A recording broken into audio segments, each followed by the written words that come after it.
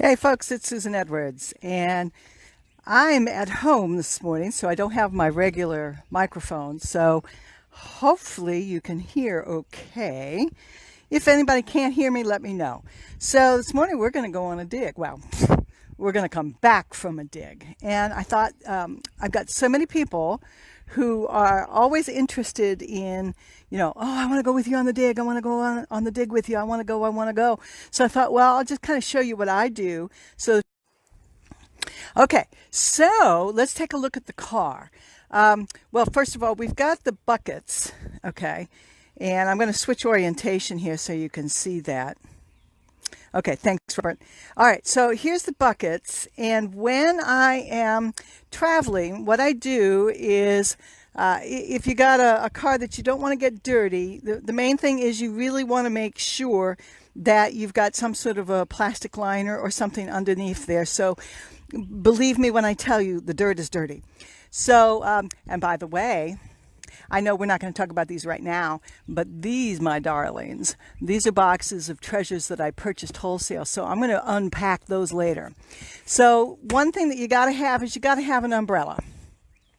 Get yourself one of those golf size ones, because when you're out on the field, there's usually zero amount of shade. So you can typically like prop it up someplace. I carry one of these little collapsible two-wheelers. Okay, this is the one that undoes, and then I've got a bungee that I put my 5-gallon bucket around it, and then I can drag it through the field. Trust me when I tell you, rocks get heavy. Okay, so that's kind of how I set up the car.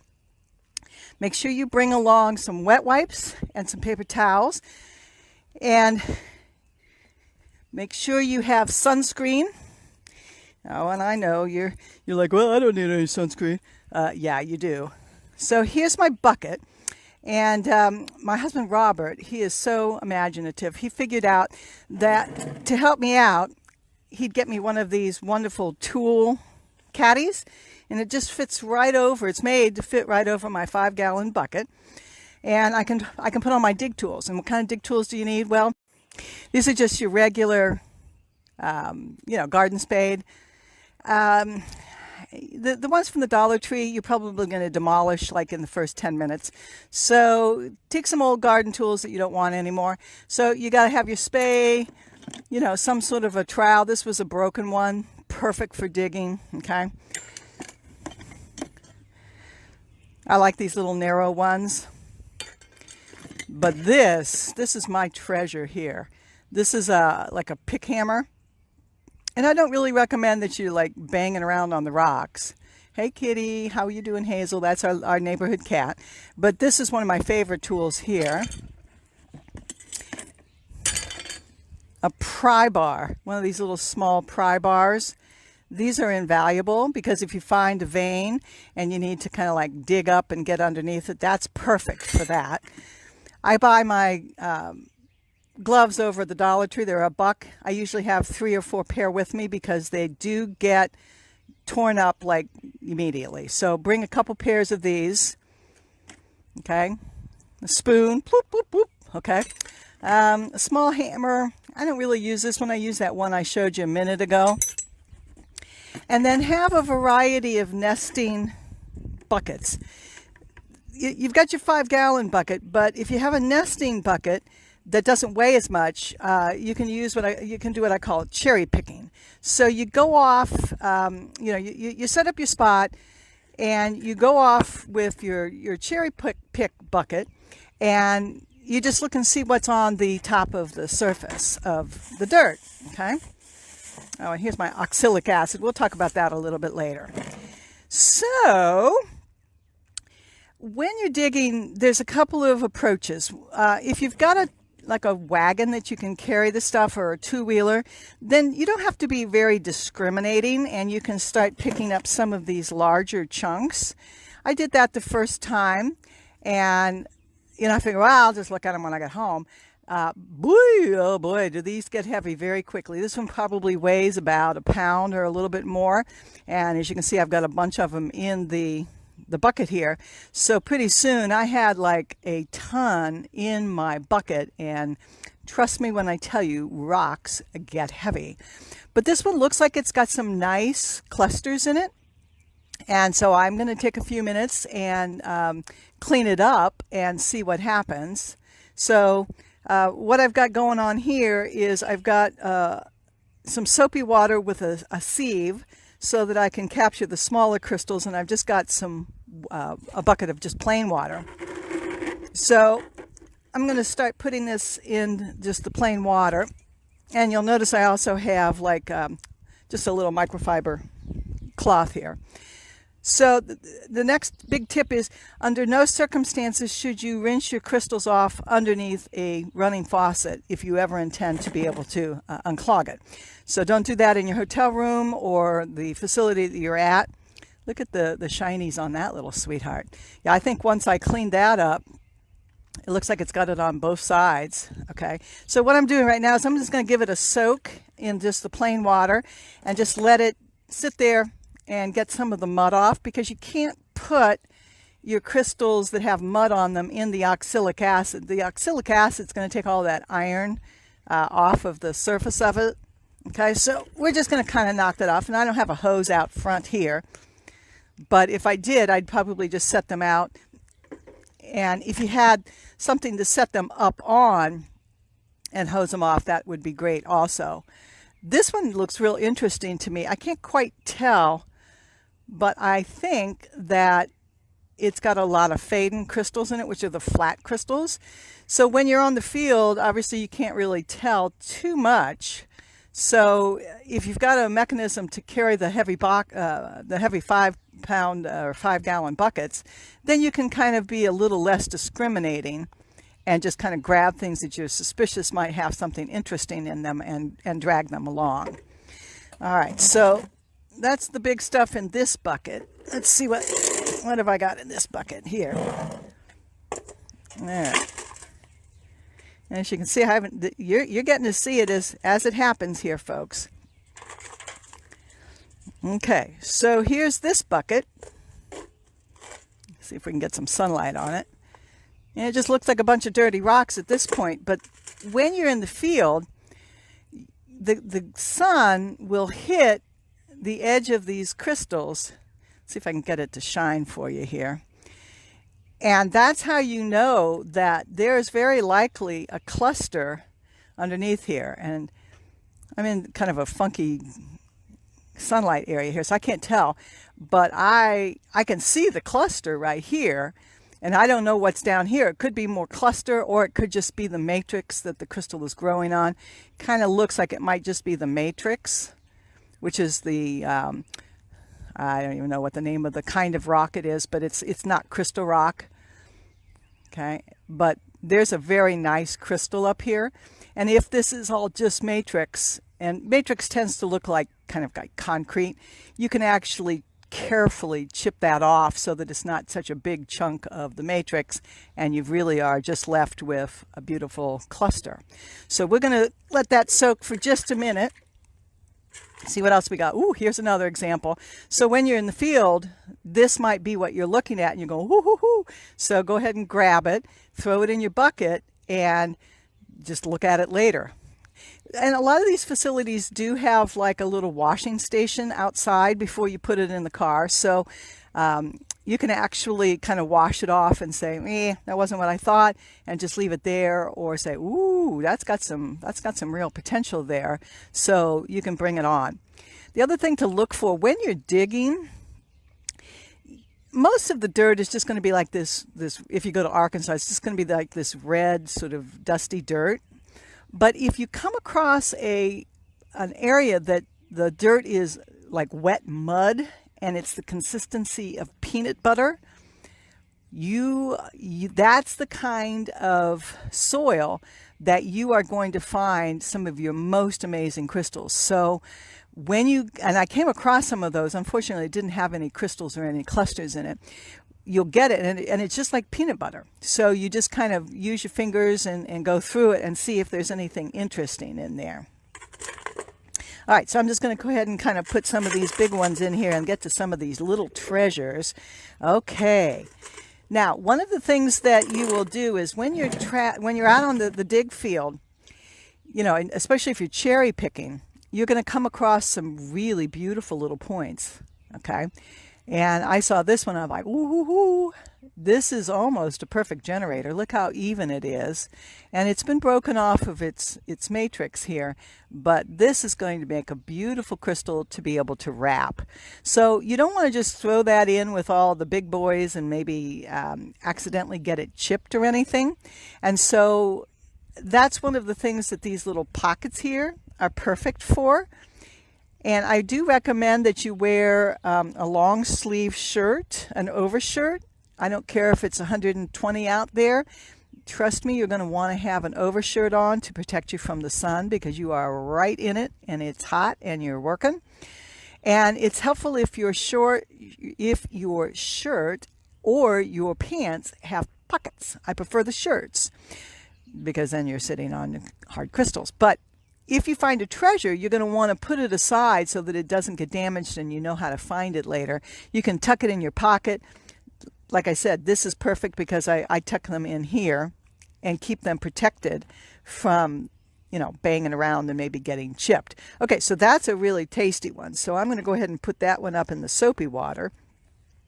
And let's see what I tucked into my pockets here because I know I threw some in. Oh, there's some. Okay, let's see what we got in the pockets.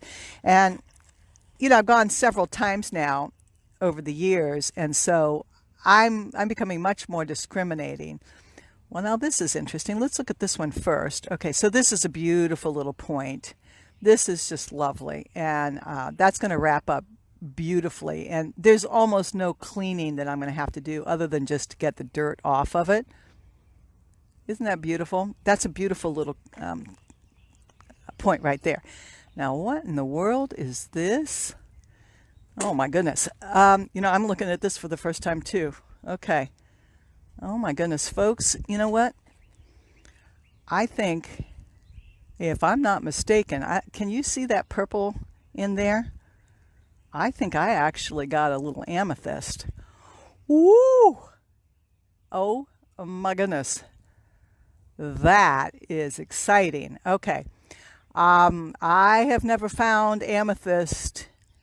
I hope you can see that purple. I can't really see the screen very well. This is a purple rock, and it is not fluorite. And frankly, I don't know any other purple rocks. It's not smoky. It's definitely purple. I think I found an amethyst. Wow. Okay, well, that one's going to get wrapped, isn't it? Yeah. Holy moly, mama. That is an exciting find. I didn't even realize I had gotten it when I was out on the field. So, woo-hoo. Oh, boy, oh, boy, oh, boy. So I'm glad I put that one in the pocket. Okay, what else have I got in my pockets here? Okay, let's see here. Oh, here's some more treasures. God, maybe I've got some more amethyst in there. Ah, come on, get out of there. Get out of there. Okay. All right, well, okay, so when you get back home, sometimes you're like, yeah, well, that's not so much. And can you see that sharp little point there? These rocks are sharp. So when you're dealing with them, please treat them with respect. They have bit me before and cut my finger rather nicely. So you do want to handle them with care. You know, just be careful. They're sharp. They're sharp. Okay, Judy, let's see. Judy Little, you think that's you think that's an amethyst? I think it's an amethyst. Okay, so here's some sweet little points. Let me look at and see what I got here. Oh yeah. Ooh, look at the rainbows in that, sweetheart. Oh my goodness. Okay, yep. Can you see some necklaces here? I think so. I'm going to put that one in the soapy water. Okay, that one looks like just a little chip, not so much. Sweet little point here. And these, by the way, folks, these were what I say, you know, cherry picking. So these were the ones where, you know, I set up, and the first thing I did was I just walked around and just looked and saw what I could find on the surface. Boy, that's got some beautiful faces to it. Yeah, it's rather small, but that's going to wrap up and look really pretty in a necklace. Okay. And these are the ones that I do my blessed jewelry with. And I think you guys know as soon as I get them done, they pretty much go out the door. Boy, these are little bitties here. Yeah, these are probably a little too small to wrap, but Let's see, is that a double terminated? Okay, that's why I picked that one up. Let's see if I can get it in my hand so that you can see it here. This is a double terminated, which means there's a natural point on both sides. So it may be small, but that's going to be a very powerful crystal. For those of you who are sensitives, you can most likely follow the energy signatures of the crystals to find them. One of the things that I do, I'm going to just keep checking my pockets here. One of the things that I do as I, get ready to go on to the field and actually dig is I say a little prayer for safety for myself and for the crystals. And I also tell them my intentions. My intention is to harvest crystals that would like to come back to civilization and work with their human counterparts. So my friend and I who went, Sabrina, who I went with this time, we said those prayers, and we were remarking that other people were coming back with like bucketfuls of this stuff, and we were coming back with a much smaller harvest. And I kind of came to the conclusion that the other people didn't ask permission. I don't know that for sure, but I don't think they asked for permission. And so they were just picking up everything and anything. And we were being much more discriminating and asking permission of the crystals to come back and work. This is a beautiful little point that was down there. And I mean, look how clean these things are. This is one of the reasons that I dig down in Arkansas. They have some of the most gorgeous crystals, water clear in many cases, in the world. When you're on the field, you can certainly feel it also. So that's a beautiful little point. Okay, let's move over here to this bucket here. Ooh, okay, so this is gorgeous. Look at this. That is going to clean up nicely. Now, you'll notice that I'll get all this mud off of here. This has probably got some iron coating on it. And when I clean it, oh gosh, I'm getting distracted by those rainbows. I'm hoping that the camera's picking up those rainbows. When you find rainbows in the crystal, that's the frequency of joy and happiness. So those crystals are just amazing for that, okay? They really help you get and hold that frequency. But some of this coating, like this, is probably going to need some oxalic acid to come off. Let's see if I can wipe a little bit of it off here with my finger.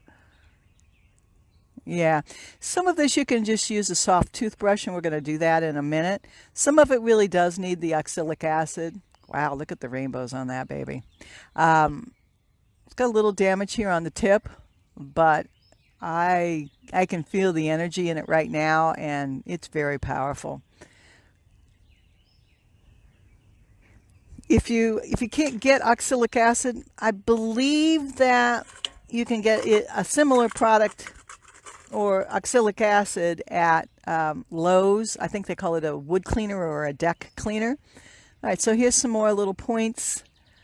Okay, like I said, it's hard to see them out in the field sometimes. So, if you're not sure, throw it in there. If nothing else, you can put them in your garden. Okay, that one's got a little damage on the point, but I think that's going to clean up nicely and really wrap well. All right, what else have I got in here? Okay, so I've just got some chunks, and sometimes I just pick up chunks because they may not be like gorgeous or necessarily wrappable. Sometimes they have clusters in them. This one has a potential, has some clusters in it, and once I clean it up, I might be able to see that a little bit better. But they have an amazing energy because basically they're just raw quartz. So if you're using them around the house or even outside in the garden, they can really, really up your energy around the house or your garden. All right, so let's see if I got some more points down here. I want to find another amethyst. That's what I want to do. All right, so this one looks like it's pretty damaged. I can't quite tell until I get the mud off of it. By the way, you see how my hands are getting dirty? When you're out in the field, make sure you wear clothes that you don't care about, and that includes your shoes, because they're going to get dirty, and that beautiful red clay, which produces all these amazing crystals, definitely stains your clothes. Okay, so I'm going to pick up a couple more here. So as you can see, my haul was relatively small. Like I said, I've discovered how hard and heavy rocks are to carry. Okay, so this one, wow, I don't know if you can tell the points here, but that point is smack dab in the middle, and those faces are very close to the same dimensions. That's going to make that a beautiful little generator. Okay, put that one in the treasure keeper. Same with these. And these were just picked up off the surface. And when you're digging, you'll find an area that has a lot of points. That is a sure tell that when they dump the dirt, they probably, broke up some points and some clusters. And so you've got a good area to set up. We saw some beginners, and they were up along the side of the cliff there, and they are just banging and chipping and pulling stuff down. And I'm like, first of all, that is a heck of a lot of work, and second of all, they don't know what they're doing. So this one woman was bringing down some pretty big chunks of the I say cliff, it's not a big cliff, but it was kind of a cliff. It was like the stone area. And, I called out to her and I said, you need to be careful, because those rocks falling on you when they start to go, that's going to be a real problem.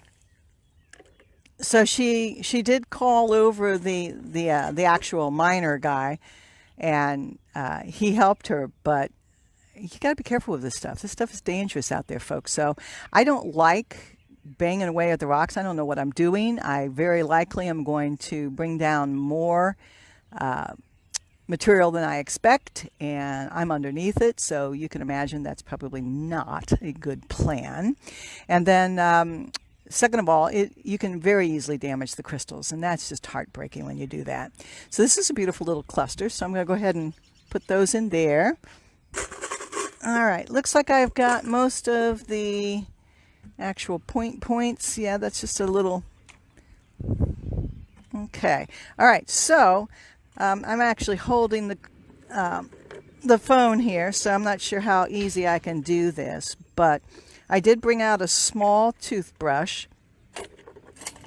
Let's see if I can get myself positioned here. Sorry about the jiggling, folks. Okay, so we'll just do one cluster.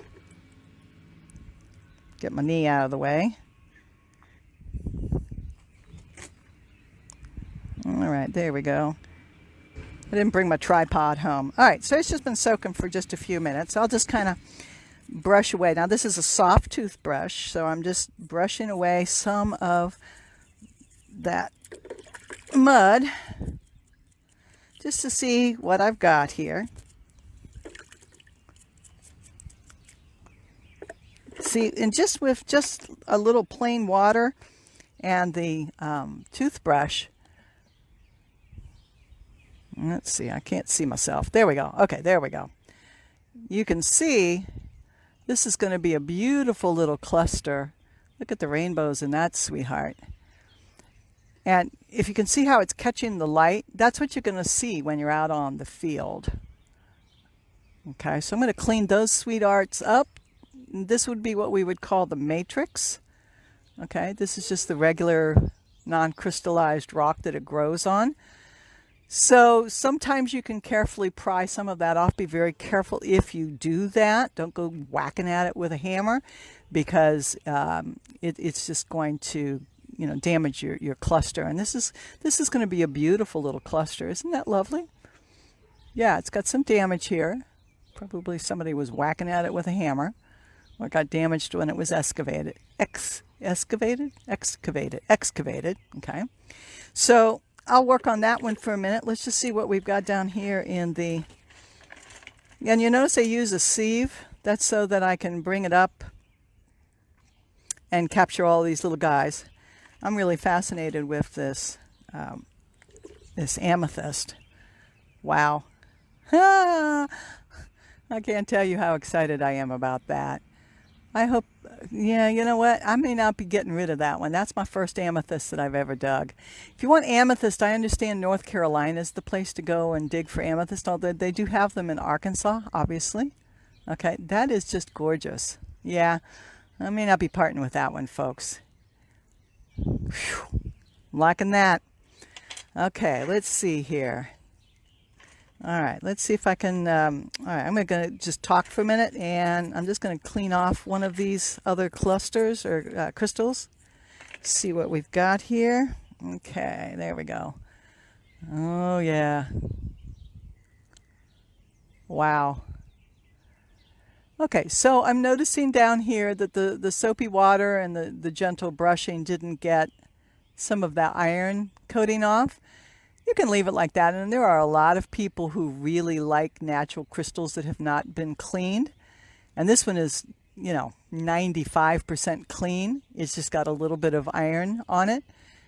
But I will probably soak that in the oxalic acid, and when I do that, all of that brown coating is going to come right off, and this is going to be just sparkly clear. Even more sparkly clear. Look at the rainbows in that, sweetheart. Wow. Okay, so after I get them cleaned up, then I will catalog them, and I'll put them, let's see if we can switch the orientation here. You don't need to see my bush, do you? Got so much water on my hand here. It's not, there we go, there I am. Okay, so after I get them cleaned up, I'll catalog them and decide which ones I'm going to wrap, which ones are like, probably put those in my free pot, so. And they go quick, folks, so get down to the rock shop. As soon as I make an announcement that I've put them out, make sure you come on down and get them. And then I'd love to tell you I'm going to put that amethyst out, but I don't think so. First one, being a virgin and all, so I got to have that. Going on the trip, you want to have your wet wipes. None of these places have food, so you'll definitely want to bring a cooler full of ice water or just some water. I always put at least a couple bottles of water in my buckets and drag them along with me. Make sure that you hydrate while you're out there.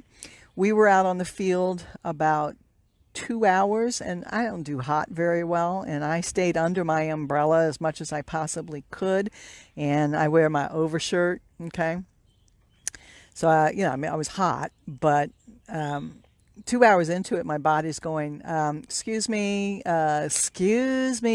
time to cool off. So I got up, I set my umbrella up and got up underneath it and cooled off. And my friend Sabrina, she's like digging away, and I'm like, you need to take a break. And she's like, no. And I made her take a break. And when she sat down, she realized how hot she was. So make sure you force yourself every hour or every 2 hours. Take a break, bring your water, get out of the sun, go eat your lunch, make sure it's light. Do not eat a heavy lunch.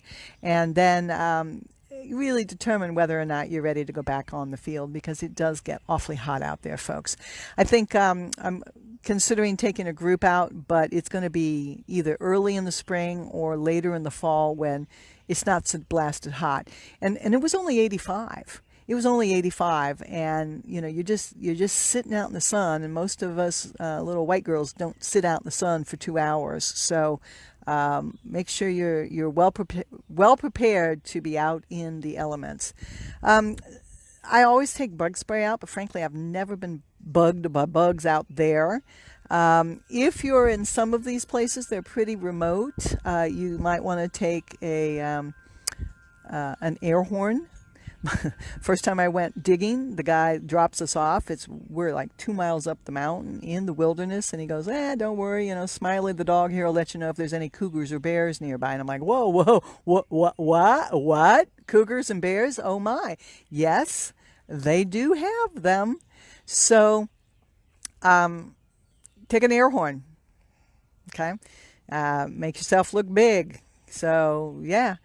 It happens. So I do take my air horn out with me. You can take pepper spray if you want. Probably just piss the bear off, but just make sure you can run faster than anybody who might be with you.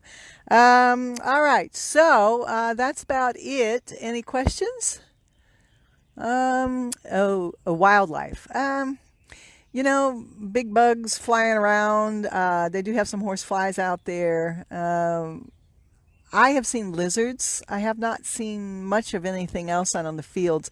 The fields that I dig at, these are commercial mines, and so they have taken dirt and basically dumped them in a big pile. I'll post a picture if you haven't seen it.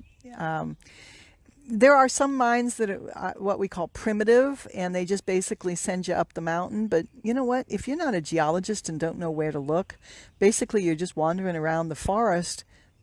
I don't know what to look for. So I prefer these kinds of mines, and some of them, most of them have some primitive facilities like a peapot in a shady area. So my husband Robert's asking about snakes. I've never seen a snake out there, but if you get along the perimeter, I am confident that you will find things.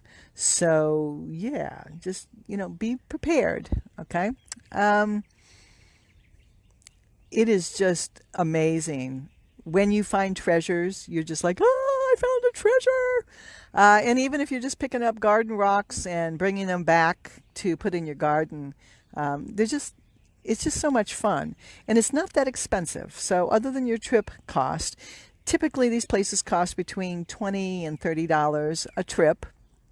And you go out, and some have time limits, but most of them, they don't really give you a time limit. And you get to keep whatever you dig. So and a lot of them give you a money back guarantee. If you don't find $20 worth of crystals, then they'll give you your $20 back. But if you don't find $20 worth of crystals, you're not trying very hard. And Robert is asking about Bigfoot. I only saw one, and it was way off in the distance, and so it probably was okay. So I don't think I'd be worried too much about Bigfoot. So any other questions about digging? And if not, then I'll go ahead and wrap this live video up. I'll get these things cleaned up, and then we'll post some pictures. So make sure you're still following. And if you get a chance to go dig, you really need to go dig. It is just way too much fun. So folks, I hope you're having a good day. The Rock Shop is open today. We open at 11. We're at 311 Broadway in historic downtown Paducah. I probably won't have these particular crystals ready to go that quick, but very soon. So thank you, folks. Appreciate you watching. Hope you learned something. I've had fun. I can't believe I got an amethyst. I'm very excited. Have a good day. Bye.